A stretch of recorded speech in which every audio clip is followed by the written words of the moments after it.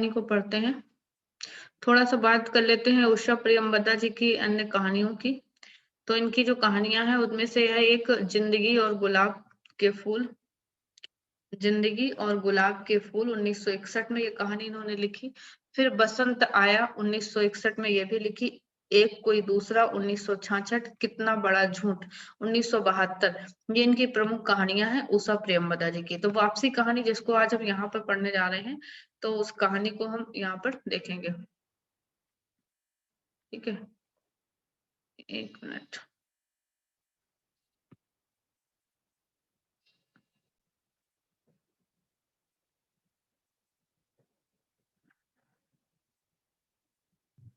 Ma'am, इस कहानी का समय क्या है? 1960।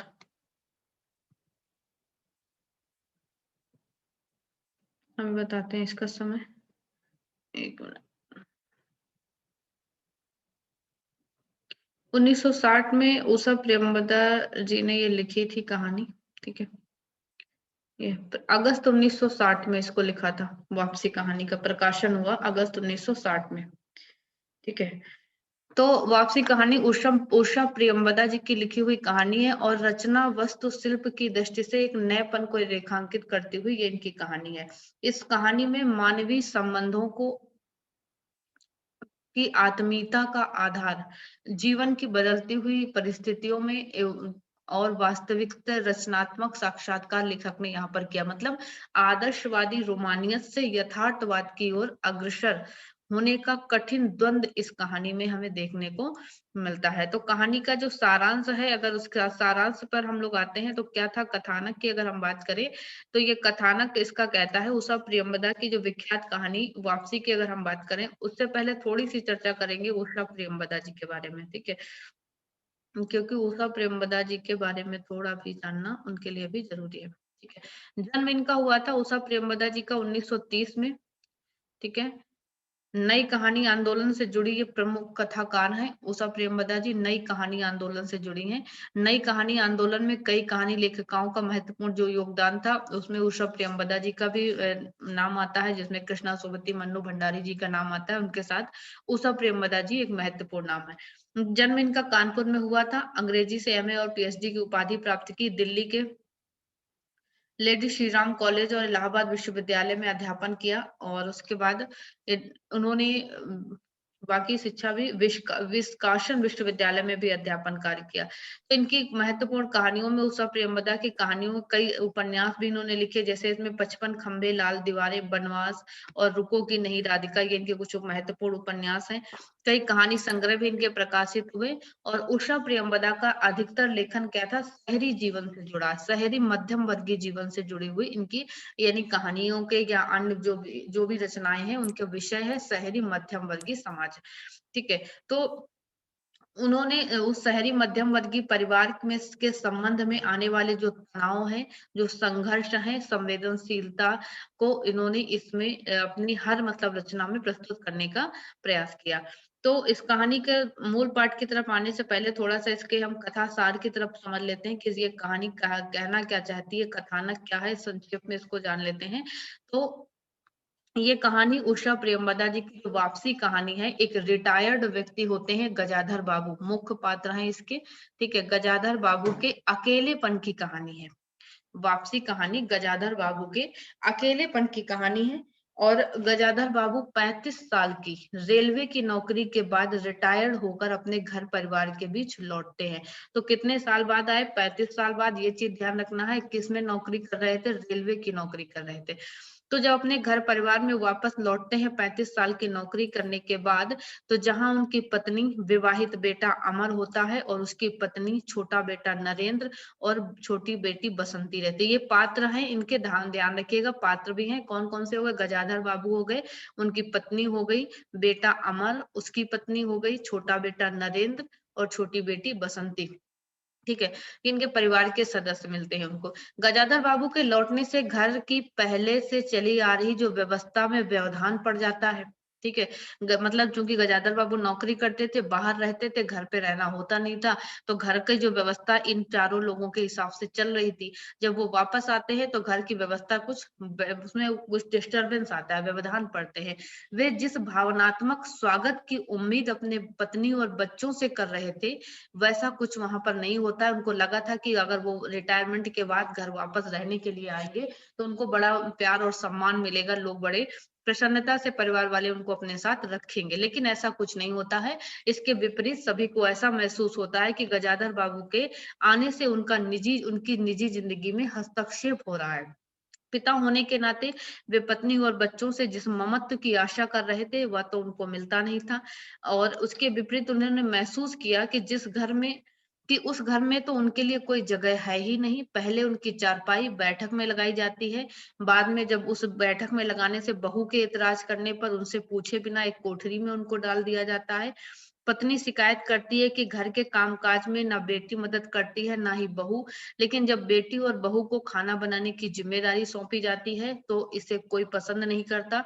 घर खर्च को सीमित करने के लिए जब वे नौकर को छुट्टी दे देते हैं तो इससे उनकी दखलंदाजी समझा जाता है इसमें, और अपने इस परिवार के इस रूखेपन से उनको गहरा आघात लगता है।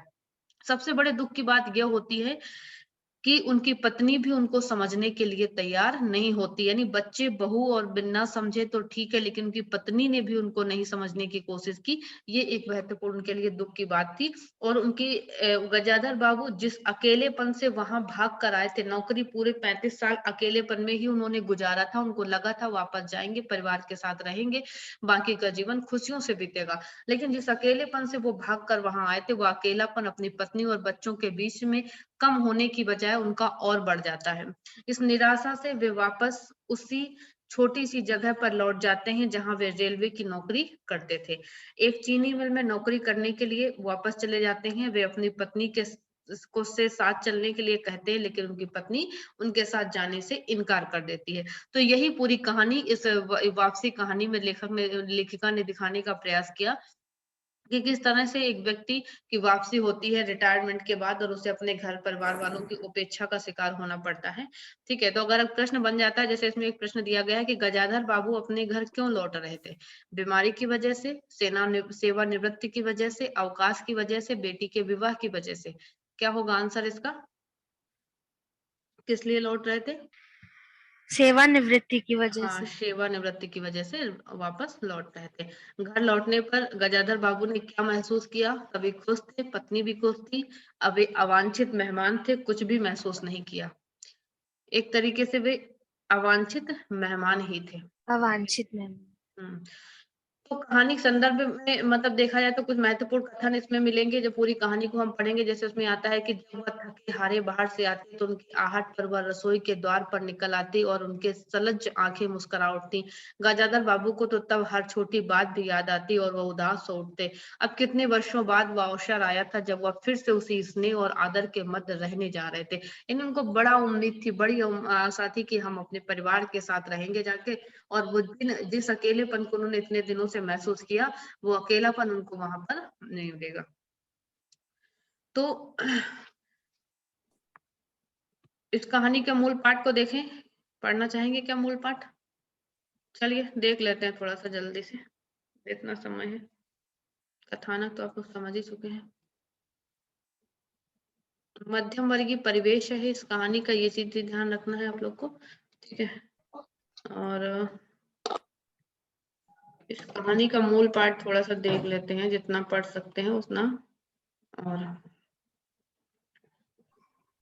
4-5 पेज की तो शायद है ही।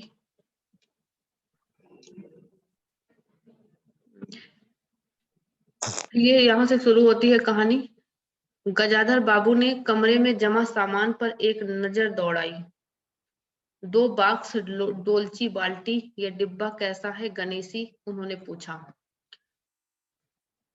गणेशी बिस्तर बांधता हुआ कुछ गर्व, कुछ दुख और कुछ लज्जा से बोला, घरवाली ने साथ को कुछ बेसन के लड्डू रख दिए थे, कहा बाबूजी को पसंद है। अब कहाँ हम गरीब लोग आपकी कुछ खातिर कर पाएंगे? घर जाने की खुशी में गजाधर बाबू ने एक विषाद का अनुभव किया। जैसे एक परिचित स्नेही आदर में सहज संसार में उनका नाता टूट रहा था। यानी यहाँ से वो जब अपने उस रिटायरमेंट के बाद अपने घर की तैयारी कर रहे होते हैं वहां से आने के लिए, तो वहां का दृश्य होता है। कभी कभी हम लोगों की खबर भी लेते रहिएगा, गणेशी बिस्तर में रस्सी बांधता हुआ बोला। ये गणेशी भी पात्र आता है इसमें, ये ध्यान रखना। ठीक है, तो रस्सी बांधता हुआ गणेशी बोलता है।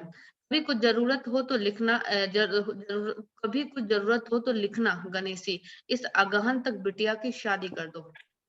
ठीक है, तो गणेशी ने अंगोछे के छोर से आंखें पोंछी। अब आप लोग सहारा न देंगे तो कौन देगा, आप यहाँ रहेंगे तो शादी में कुछ हौसला रहता। गजाधर बाबू चलने को तैयार बैठे हैं। रेलवे क्वार्टर का वह कमरा जिसमें उन्होंने कितने ही वर्ष बिताए थे, उनका सामान हट जाने से कुरूप और नग्न लग रहा था। वो कमरा आंगन में जान पहचान के लोग ले गए थे और जगह जगह मिट्टी बिखरी हुई थी। पर पत्नी और बाल बच्चों के साथ रहने की कल्पना में ये बिच्छू एक दुर्बल लहर की तरह उठकर विलीन हो गया। यानी कि ये लग तो बुरा उनको भी रहा था कि जिस घर जगह में 35 साल गुजारे नौकरी की, भले ही अकेले रहते थे, वहां के लोगों से एक आत्मीयता था, व्यवहार था, अपनापन हो गया था। लेकिन वो अपनापन थोड़ा सा वहां पर विलीन हो जाता है जब उनको लगता है कि वो अपने परिवार के साथ अब रहने जा रहे हैं। तो गजाधर बाबू खुश थे, बहुत खुश थे। 35 साल की नौकरी के बाद वो रिटायर होकर जा रहे थे। इन वर्षों में अधिकांश समय उन्होंने अकेले रहकर काटा था। उनके उन अकेले क्षणों में उन्होंने इसी समय की कल्पना की थी जब वो अपने परिवार के साथ रह सकेंगे। इस आशा के सहारे अपने अभाव का बोझ वो ढो रहे थे। संसार की दृष्टि में उनका जीवन सफल कहा जा सकता है। उन्होंने शहर में एक मकान बनवा लिया था, एक बड़े लड़के और अमर और लड़की कांति की शादी कर दी थी। तो लड़के का नाम बड़े का अमर होता है, छोटी लड़की का नाम कांति होता है। ठीक है, और दो बच्चे ऊंची कक्षाओं में उनके पढ़ रहे थे। गजाधर बाबू नौकरी के कारण प्राय छोटे स्टेशनों पर रहे और उनके बच्चे और पत्नी शहर में, जिससे पढ़ाई में बाधा ना हो। तो गजाधर बाबू स्वभाव से बहुत स्नेही व्यक्ति थे। स्नेह के आकांक्षी भी थे। जब परिवार साथ था, ड्यूटी से लौटकर बच्चों से हंसते बोलते, पत्नी से कुछ मनोविनोद करते। उन सबके चले जाने से उनके जीवन में गहरा सूनापन भर उठा था। खाली क्षणों में उनसे उनसे घर में टिका न जाता। कभी प्रकृति होने के नाते, कभी प्रकृति के न होने पर भी उन्होंने अपनी पत्नी की स्नेहपूर्ण बातें वो हमेशा याद रहती उन्हें। दोपहर में गर्मी होने पर 2 बजे तक आग जलाए रहती और उनके स्टेशन के वापस आने पर गरम गरम रोटियां सेकती। उनके खा चुकने पर और मना करने पर भी थोड़ा सा कुछ और थाली में परोस देती। बड़े प्यार और आग्रह से आग्रह करती। जब वह थके हारे बाहर से आते तो उनकी आहट पर वह रसोई के द्वार पर निकल आती और उनकी सलज आंखें मुस्कुरा उठती। ये कथन जो बीच बीच में आए तो ये चीज ध्यान रखिएगा कब किसके संदर्भ में ये चीजें वो याद करते हैं। तो गजाधर बाबू को तब हर छोटी बात भी याद आती और वह उदास हो उठते। अब कितने वर्षों बाद वह अवसर आया था जब वह फिर से उसी स्नेह और आदर के मध्य रहने जा रहे थे। यानी जब शुरुआती समय था नौकरी का, तब वो अपने परिवार के साथ जिस प्यार और अपनेपन से रहते थे, उनको लगता है आज 35 साल बाद जब वो वापस जा रहे हैं तो उनको वही प्यार वही सम्मान अपने घर पर मिलेगा। तो टोपी उतारकर गजाधर बाबू ने चारपाई पर रख दी, जूते खोलकर नीचे खिसका दिए। अंदर से रह रहकर कह कहूं की आवाजें आ रही थी। इतवार का दिन था और उनके सब बच्चे इकट्ठे होकर नाश्ता कर रहे थे। गजाधर बाबू के सूखे चेहरे पर स्निग्ध मुस्कान आ गई। उसी तरह मुस्कुराते हुए वह बिना खांसे अंदर चले आए। उन्होंने देखा कि नरेंद्र कमर पर हाथ रखे शायद गत रात्रि का की फिल्म में देखे गए किसी नृत्य की नकल कर रहा था और बसंती हंस हंसकर दोहरी हो रही थी। अमर की बहू अपने तन बदन अंचल या घूंघट का कोई होश न था और वह उन्मुक्त रूप से हंस रही थी। गजाधर बाबू को देखते हुए नरेंद्र धप से बैठ गया और चाय का प्याला उठाकर मुंह से लगा लिया। बहू को होश आया, उसने झट से माथा ढका और केवल बसंती का शरीर रह रहकर हंसी दबाने के प्रयत्न में हिलता रहा। गजाधर बाबू ने मुस्कुराते हुए उन लोगों को देखा और फिर कहा, क्यों नरेंद्र, क्या नकल हो रही थी? कुछ नहीं बाबूजी, नरेंद्र ने सिट पिटाकर कहा। गजाधर बाबू ने चाहा था कि वह भी इस मनोविनोद में भाग लेते, पर उनके आते ही जैसे सब कुंठित हो चुप हो गए। उससे उनके मन में थोड़ी खिन्नता उपज आई और बैठते हुए बोले, बसंती चाय मुझे भी देना। तुम्हारी अम्मा की पूजा अभी चल रही है क्या? बसंती ने माँ की कोठरी की ओर देखा। अभी आती ही होंगी और प्याले में उनके लिए चाय छानने लगी। बहू चुपचाप पहले ही चली गई थी। अब नरेंद्र भी चाय का आखिरी घूंट पीकर उठ खड़ा हुआ। केवल बसंती पिता के लिहाज में चौके में बैठी माँ की राह देखने लगी। और गजाधर बाबू ने एक घूंट चाय पी और फिर कहा, बिट्टी चाय तोहफे की है, लाइए चीनी और डाल दूं। बसंती बोलती है, तो रहने दो, तुम्हारी अम्मा जब आएगी तो पी लूंगी। तो बसंत यानी वो कहने लगते हैं। फिर आगे थोड़ी देर बाद जब उनकी पत्नी हाथ में अर्ध का लोटा लिए निकली, अशुद्ध स्तुति करते हुए तुलसी में डाल दिया। उन्हें देखते ही बसंती भी उठ गई। पत्नी ने आकर गजाधर बाबू को देखा और कहा, अरे आप अकेले बैठे, यहाँ सब कहाँ गए?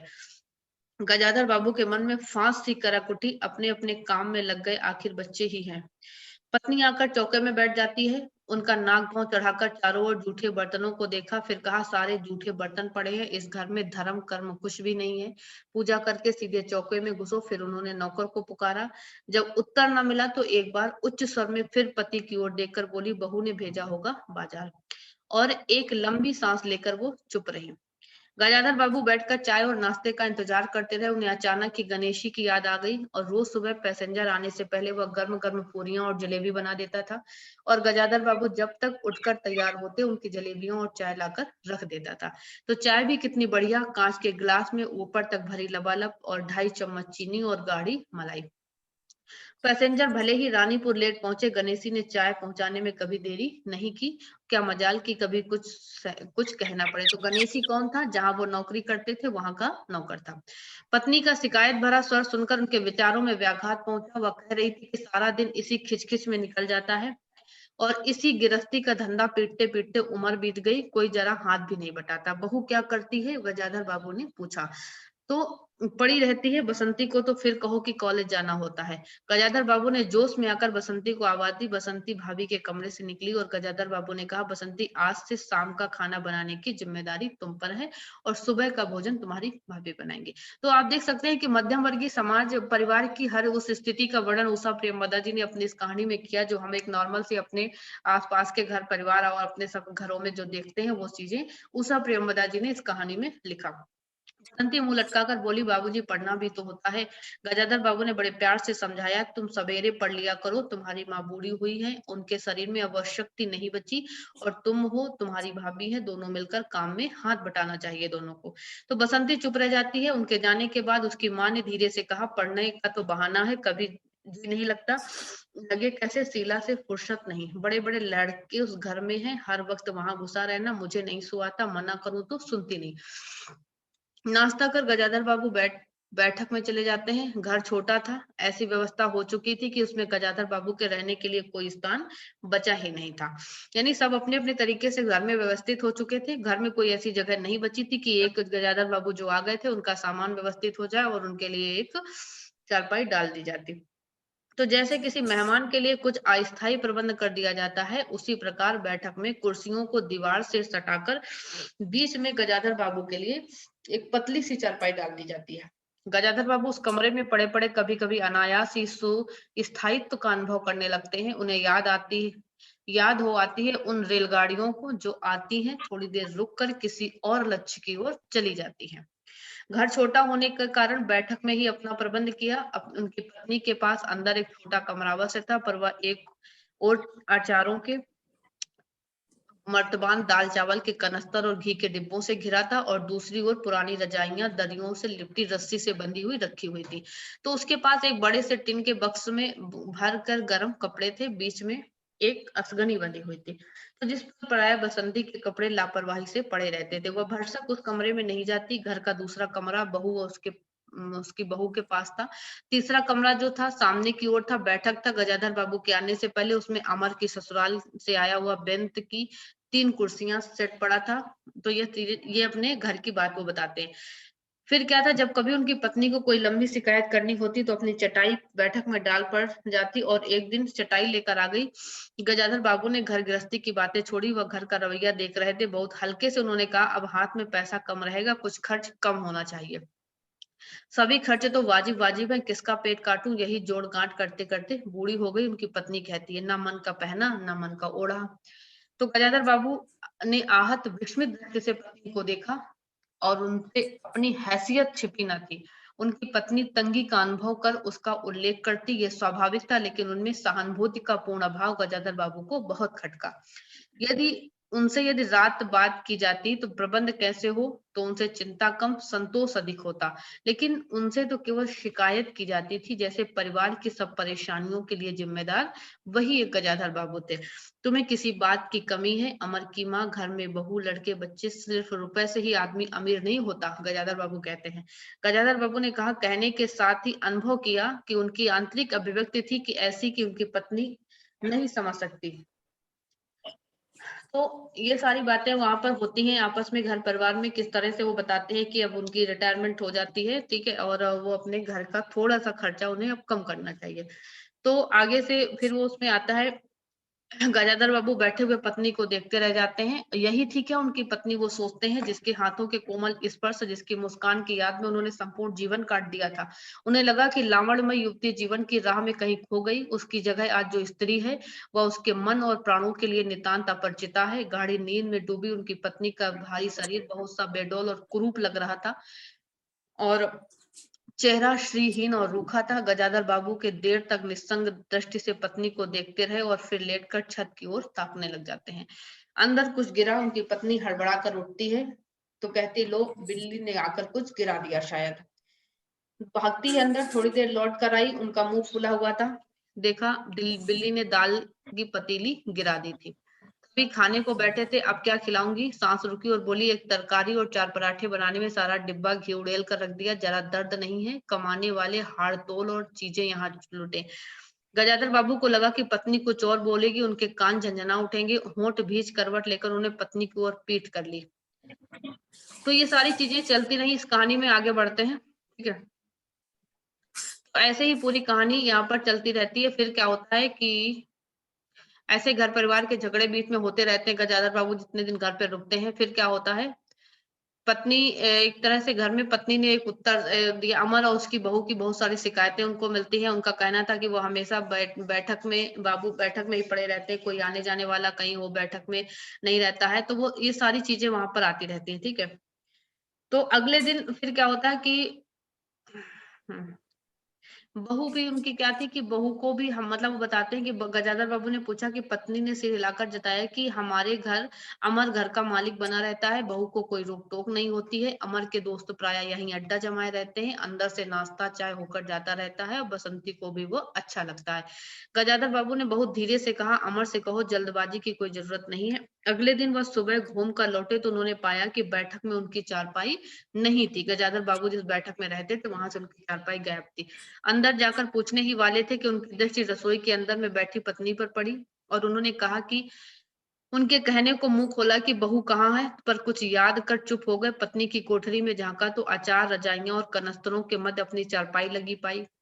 गजाधर बाबू ने कोट उतारा और कहा, टांगने को दीवार पर नजर दौड़ाई, फिर उस मोड़ कर अलगनी के कुछ कपड़ों में खिसकाकर एक किनारे टांग दिया। शाम सुबह कुछ दूर टहलने अवश्य जाते, आते जाते थक जाते। उनका बाबू को अपना बड़ा सा खुला क्वार्टर याद आता है जहां पर वो रहते थे, निश्चिंत होकर जीवन। सुबह पैसेंजर ट्रेन आने पर स्टेशन की चहल पहल, चिरपरिचित चेहरे, पटरी पर रेल पहियों की खटपट, ये सारी चीजें उनको अब याद आने लगती हैं, ठीक है। तूफान और डाकगाड़ी के इंजनों की चिघाड़ उनकी अकेली रातों की साथी थी। सेठ राजीमल के मिल के कुछ लोग कभी कभी पास आ बैठते, वही उनका दायरा था, वही उनके साथी। अब जीवन उन्हें एक खोई निधि सा प्रतीत होने लगता है और उन्हें लगा कि जिंदगी द्वारा ठगे जा गए, और उन्हें कुछ चाहा तो उनमें से एक बूंद भी उनको नहीं मिली। तो यानी घर पर आके वो हर तरह से निराश हो जाते हैं, ठीक है। तो इस तरीके से इस कहानी पर आगे हम बढ़ेंगे, कि मूल पाठ पूरा यहाँ पर अभी संभव है नहीं। तो लास्ट में क्या होता है कि गजाधर बाबू की पत्नी सीधे क्या करती है, उनकी जो बाबू की जो चारपाई थी वो भी कमरे से मैम निकाल दी जाती है। हाँ मैम सुनिए, जी। अगर बीच से कोई लाइन आया फिर क्या करेंगे? मतलब आप इस स्किप करके पढ़ा रही हैं और कोई इम्पोर्टेंट देखिए, पोर्शन ऐसी छूट लाइन, इसमें जाता कोई है। ऐसी इंपॉर्टेंट लाइन है भी है नहीं, मतलब देखो आप उसका कथानक समझ चुकी हैं, ठीक है। और उस कथानक के हिसाब से मुझे नहीं लगता कि इससे संबंधित अगर कोई कथन आएगा तो आपको वो दिक्कत करेगा, क्योंकि देखो टाइम, या तो फिर 10 मिनट का समय बचा है, पूरी कहानी हो भी नहीं पाएगी, तो उसके सारांश में और महत्वपूर्ण बिंदुओं पे हम पढ़ लेंगे, और थोड़ा सा जो 2-4 पेज बचे हैं उसको आप लोग अपने तरीके से देख लीजिएगा।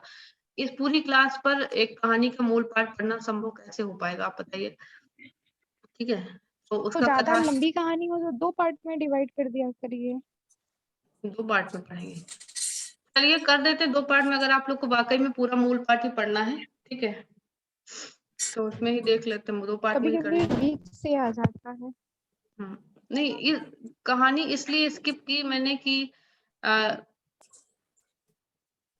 चलिए इसके कहानी के मुख्य अन्य बातों पर बात करें कि इसका विषय थोड़े से देख लेते हैं, उसके बाद आते हैं। इसका जो ये पीडीएफ है हम आपको दे देंगे समीक्षा वाला, तो देख लीजिएगा। आज कल से दूसरी कहानियां जब हम करेंगे तो ध्यान रखिएगा, ठीक है।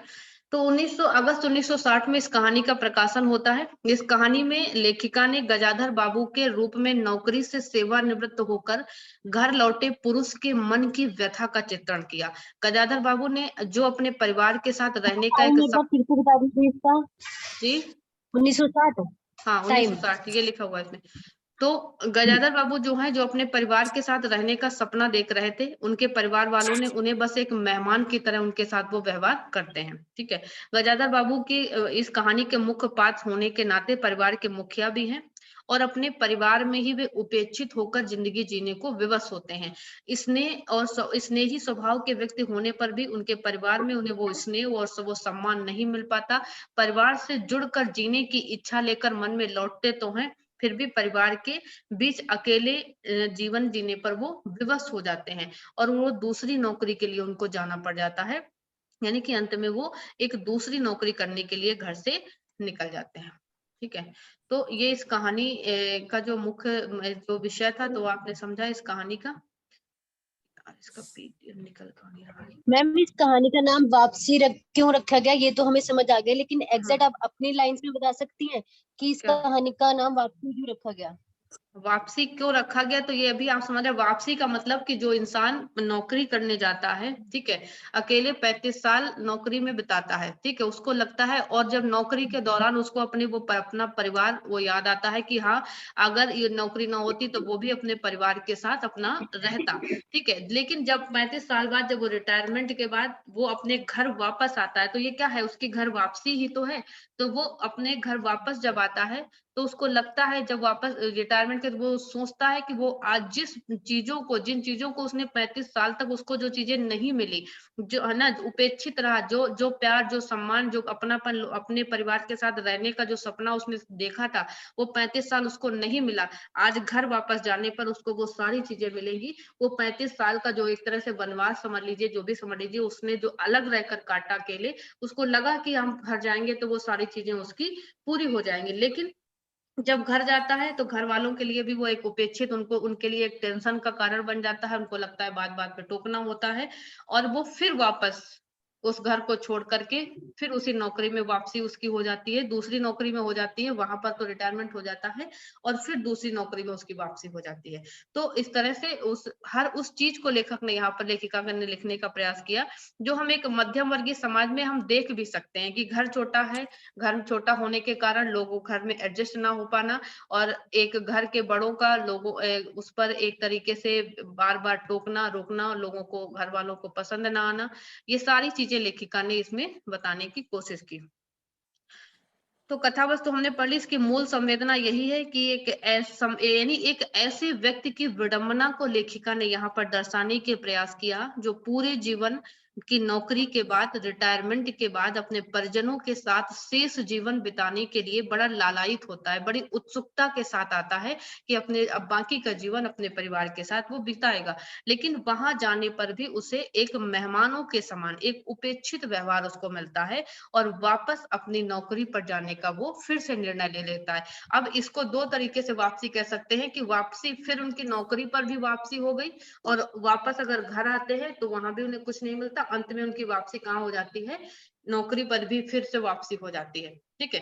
तो घर से नौकरी के लिए जब गया तो वो घर वापस आना, वो भी एक वापसी कह सकते हैं। और घर वापस में जब उपेक्षा का शिकार हो जाता है तो फिर वापस से किसी दूसरी नौकरी में निकल जाना, घर से दूर, और पत्नी का साथ में न जाना, तो ये वापसी हर तरह से, ये दोनों, ये इसका शीर्षक यहाँ पर यानी कि सुचारू रूप से फिट बैठता है, ठीक है। तो पात्रों के नाम हमने समझ लिए, जो इस कहानी के मुख्य पात्र थे उनमें से उसका बेटा अमर होता है, बसंती, और कौन कौन थे नाम, किसी को याद है? उसकी बहू होती है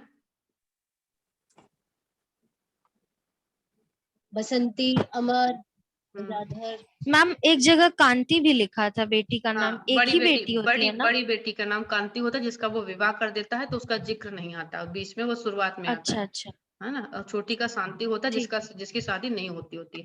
तो ये नए दौर की एक महत्वपूर्ण कहानी हम इसको कह सकते हैं।